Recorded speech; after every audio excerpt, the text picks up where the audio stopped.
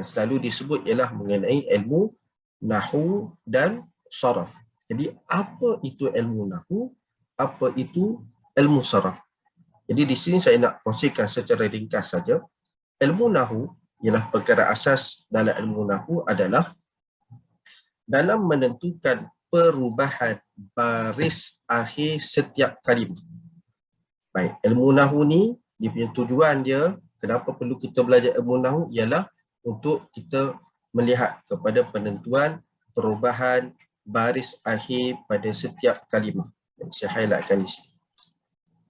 Penentuan perubahan baris akhir pada setiap kalimah. Sebagai contoh, jom kita tengok terus kepada contoh ayat-ayat Al-Quran, iaitu merujuk kepada perubahan baris akhir pada kalimah Allah. Cuba tengok ayat pertama surah Al-Fatihah. Bismillahirrahmanirrahim. Baik, kita fokus pada lafaz atau kalimah Allah ni saja. Cuba tengok kepada lafaz Allah ini, baris dia baris bawah. Baris dia baris bawah.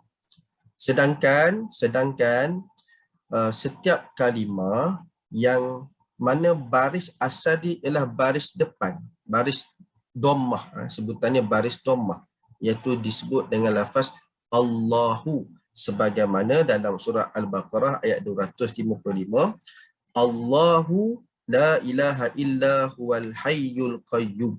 Tengok, baris dia ialah baris dia depan. Tetapi dalam surah Al-Fatihah dia berbaris bawah. Kenapa hal ini terjadi?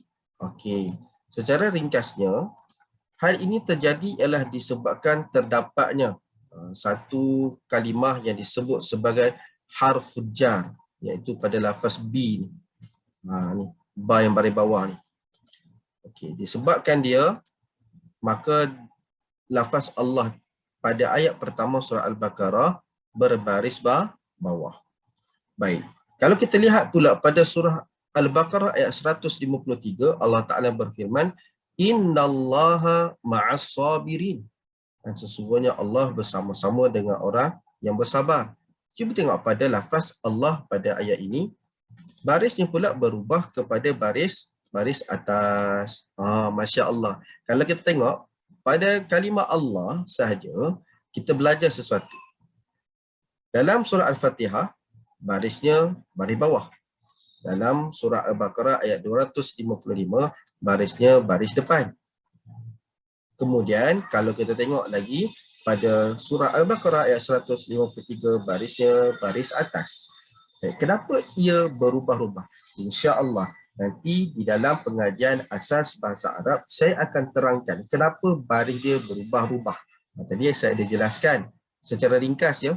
Kita tak masuk pada pelajaran tersebut. Cuma secara ringkas saya nak sebut kenapa lafaz Allah pada ayat pertama surah Fatihah barisnya baris bawah, ha tu disebabkan huruf ba di sini.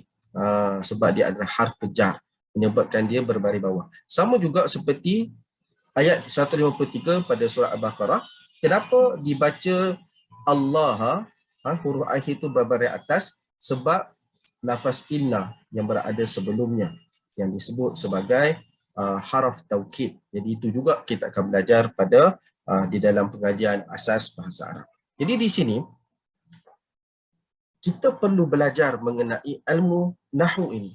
Jadi ilmu nahwu ni ialah satu ilmu yang membicarakan tentang perubahan baris akhir. Kalau kita tengok kat sini, dia berubah menjadi baris. Daripada baris depan berubah jadi baris bawah, daripada berubah jadi baris atas. Jadi yang tu nanti kita akan belajar.